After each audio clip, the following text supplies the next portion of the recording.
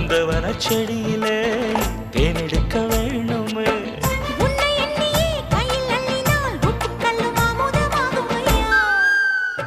ஏய் என் மனசுல அடி ஒன்ன நினைச்சதுனால இன்று வரையில் வேற பண்ண நினைக்கமானே. என் மனசுல அட ஒன்ன நினைச்சதுனாலே அடடா